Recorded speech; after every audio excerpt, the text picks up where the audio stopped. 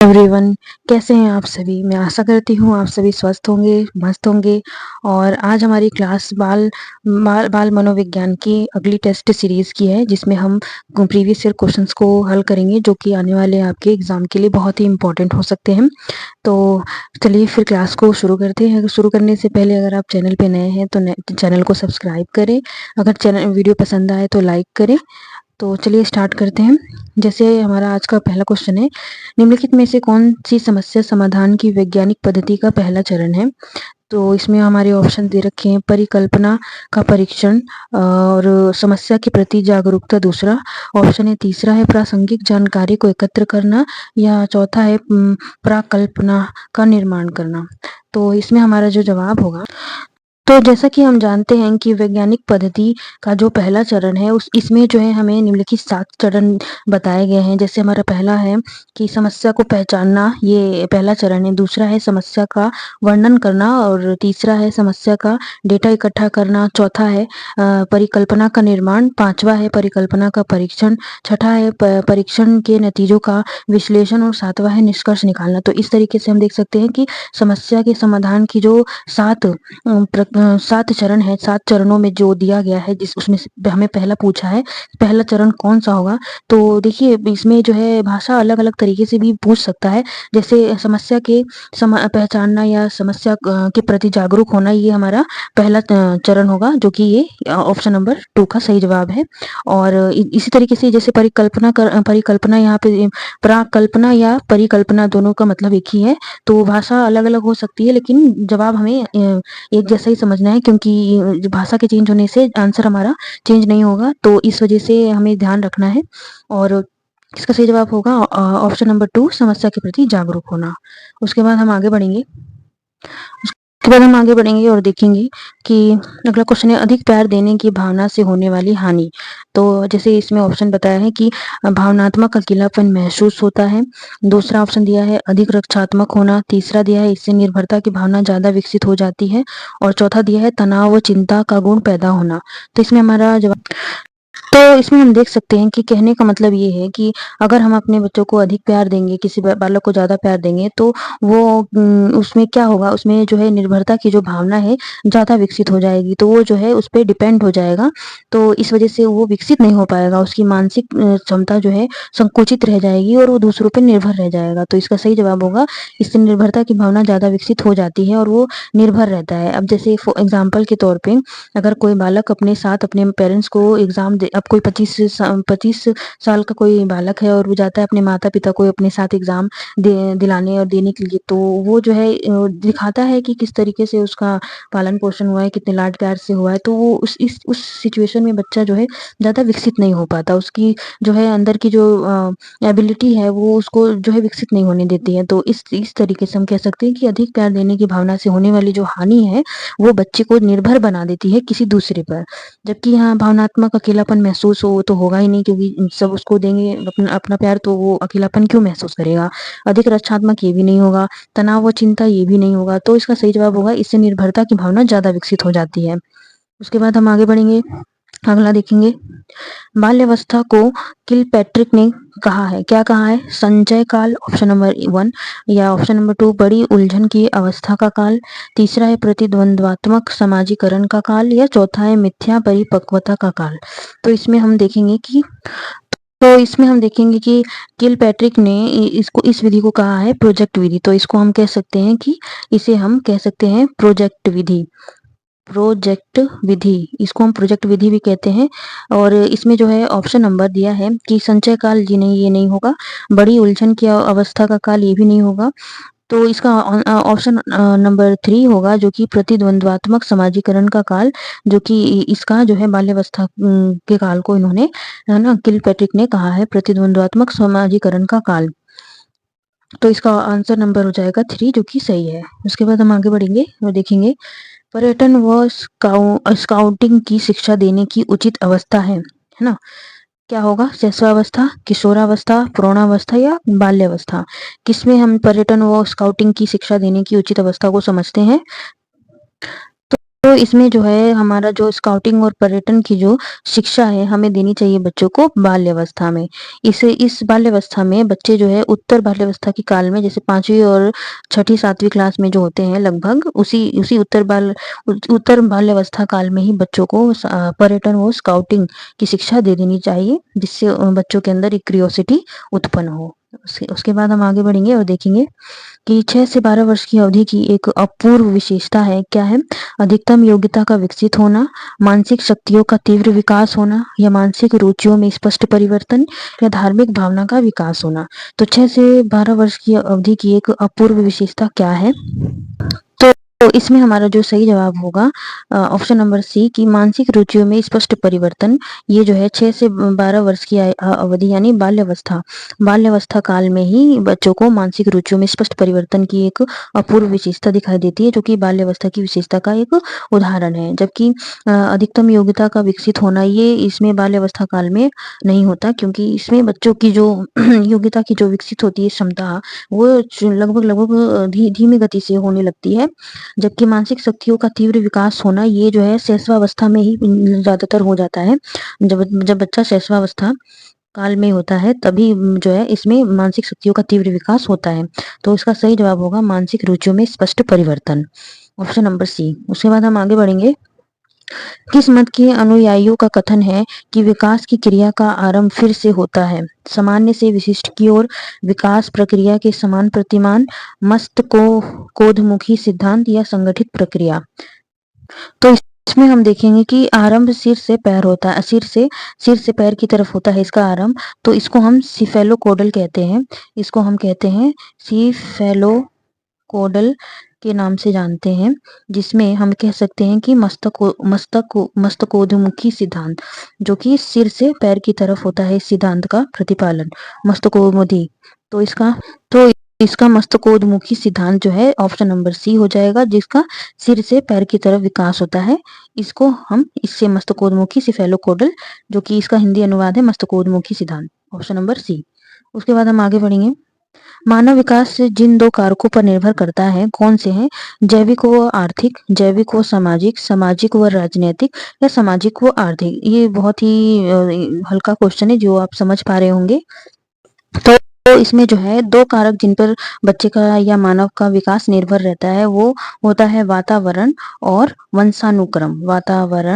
वातावरण और वंशानुक्रम, जो कि बच्चे के विकास के लिए इम्पोर्टेंट कारक है, वंशानुक्रम और वातावरण।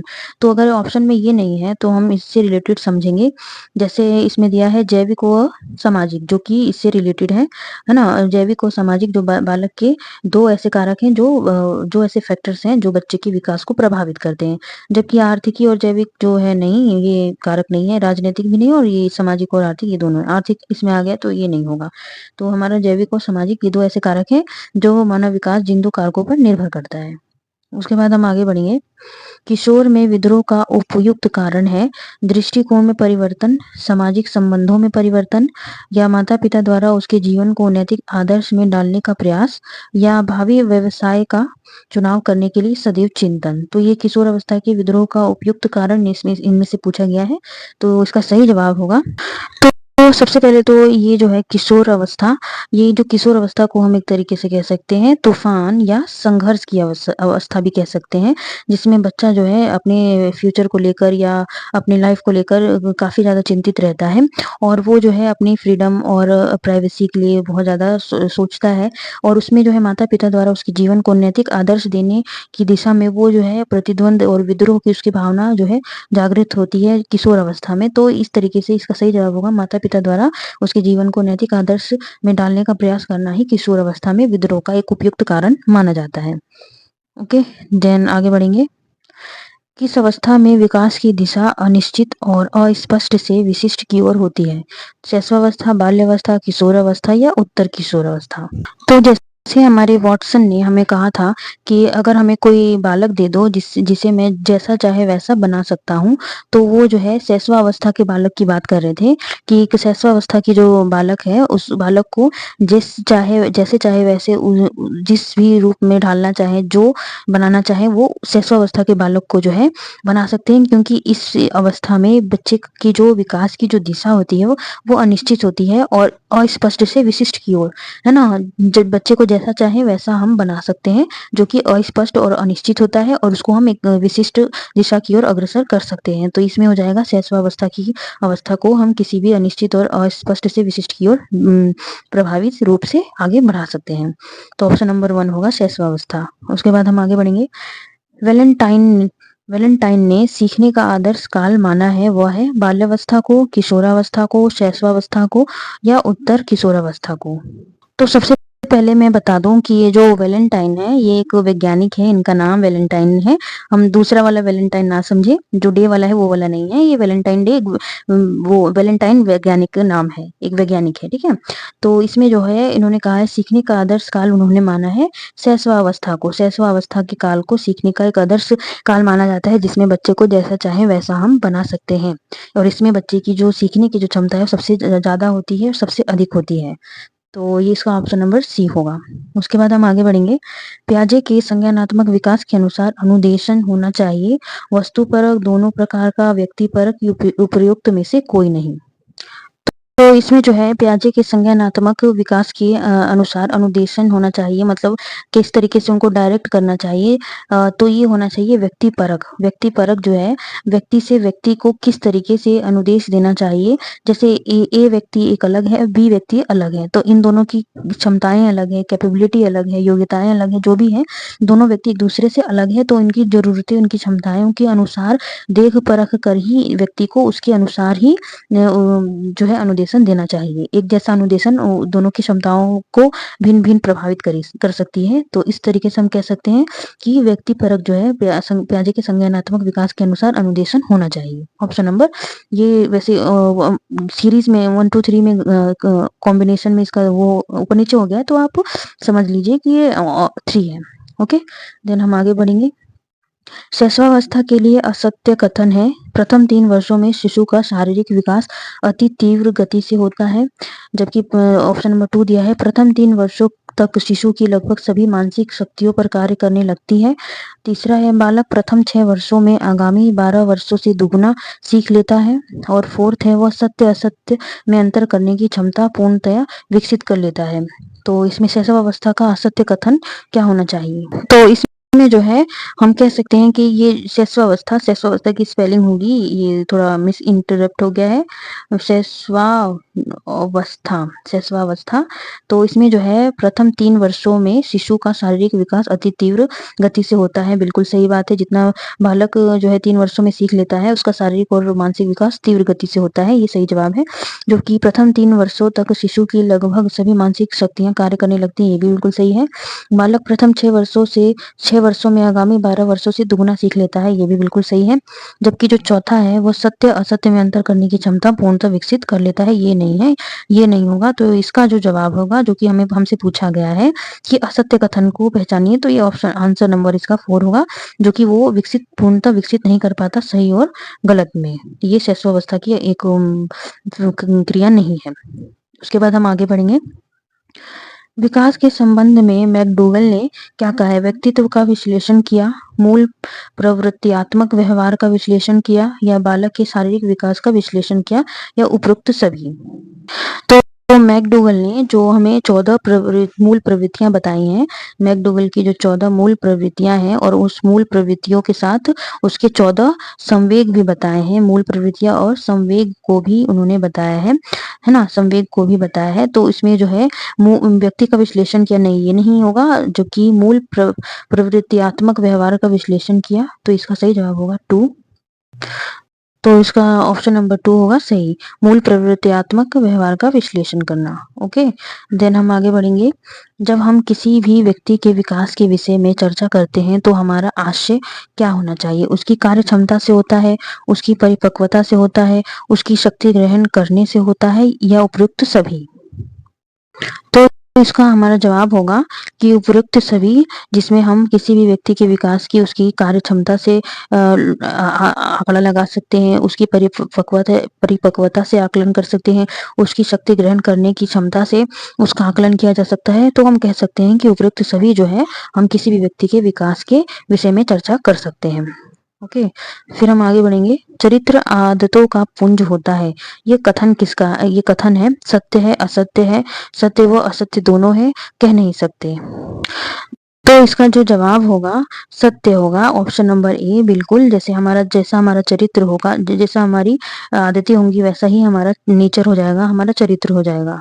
तो इसका आंसर नंबर 1 होगा। ओके, देन हम आगे बढ़ेंगे। विकास परिवर्तन श्रृंखला की वह अवस्था है जिसमें बच्चा भ्रूण होगा, जिसमें स्पेलिंग थोड़ी मिस्टेक हो गई है, भ्रूण अवस्था से भ्रूण अवस्था तक गुजरता है। यह कथन है कोल, स्पीच, ब्रिजिस, मुनरो। ओके, तो फिर हम देखेंगे कि इसका जो जवाब होगा भ्रूण अवस्था से भ्रूण अवस्था तक की जो अवस्था को किसने कहा है, मुनरो ने कहा है, जो कि हमारा आंसर नंबर 4 होगा। जबकि जो है भ्रूण अवस्था से वृद्धावस्था, भ्रूण अवस्था से वृद्धावस्था, जो कि वृद्धावस्था को किसने कहा है, काल को किसने कहा है, क्रो ने कहा है। तो इसको ध्यान में रखने की जरूरत है, ठीक है। तो इसका आंसर नंबर होगा 4। देन हम आगे बढ़ेंगे। किशोर अवस्था के लिए आकस्मिक विकास का सिद्धांत किसने दिया है? Option number a king, Thorndike, Stanley hall या हॉलिंगवर्थ। तो इस किशोर अवस्था के लिए आकस्मिक विकास का सिद्धांत किसने दिया है? तो इन्होंने दिया है स्टैनली हॉल ने। ऑप्शन नंबर 2 हो जाएगा इसका सही जवाब। अगला क्वेश्चन है, विद्यालय को लघु समाज की संज्ञा दी है, किसने दिया है विद्यालय को? पियाजे, जॉन डेवी, सोरेनसन, किलपैट्रिक। तो हमारा जो जवाब, तो जैसे कि एक एग्जाम्पल के तौर पे समझ लीजिए कि जैसे हम अपना सिलेक्शन लेने के बाद जब हम डॉक्यूमेंट वेरिफिकेशन करवाते हैं, तो हम इसको क्या बोलते हैं, डॉक्यूमेंट वेरिफिकेशन जब हम करवाने जाते हैं तो इसमें हम इसको क्या बोलेंगे, डीवी कहेंगे। तो इससे हम याद कर सकते हैं, एक शॉर्टकट फॉर्मूला है डीवी, यानी जॉन डीवी, जिन्होंने हमें लघु समाज, जिसको डॉक्यूमेंट वेरिफिकेशन को हमने डी और वी शॉर्ट फॉर्म में लिख लिया, उसी तरीके से हम इसको जॉन डीवी के नाम से भी जान सकते हैं, जिन्होंने विद्यालय को लघु समाज की संज्ञा दी है। तो आंसर नंबर 3 हो जाएगा। उसके बाद हम आगे बढ़ेंगे।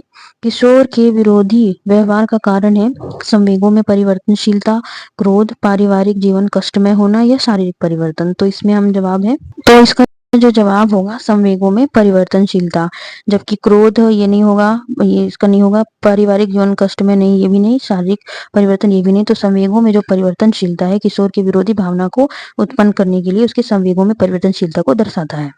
तो ये हमारा अभी का लास्ट क्वेश्चन है, घनिष्ठ और व्यक्तिगत मित्रता किस अवस्था की विशेषता है? बाल्यावस्था, उत्तर किशोर अवस्था, प्रौढ़ावस्था, प्रारंभिक किशोर अवस्था। तो इसका जो जवाब होगा उत्तर किशोर अवस्था होगा, जिसमें बच्चे की जो उत्तर किशोर अवस्था की जो आयु होती है 15 से 19 वर्ष की आयु होती है, जिसमें जो है इसका फ्रंट सर्कुलर जो होता है बहुत एक्टिव होता है, और जिसमें बच्चा जैसे भावनात्मक पहलुओं से ज्यादा गुजरता है, जैसे दोस्त के लिए जान भी दे देंगे, दोस्त के लिए कुछ भी करेंगे, ये वाली जो भावना है उसके अंदर ज्यादा तीव्र और एक्टिव होती है, जिससे उत्तर किशोर अवस्था में घनिष्ठ और व्यक्तिगत मित्रता की अवस्था इसकी विशेषता है उत्तर किशोर अवस्था की। तो ये थे फ्रेंड्स आज की क्लास, ये थे इम्पोर्टेंट क्वेश्चन जो कि आपके एग्जाम के लिए बहुत ही हेल्पफुल हो सकते हैं। और यही थी आज की हमारी क्लास। अगर क्लास अच्छी लगी हो तो लाइक करें, चैनल पे नए हैं तो सब्सक्राइब करें, और ऐसी वीडियो को देखने के लिए बेल आइकन प्रेस करना ना भूलें। Thank you so much. जय हिंद।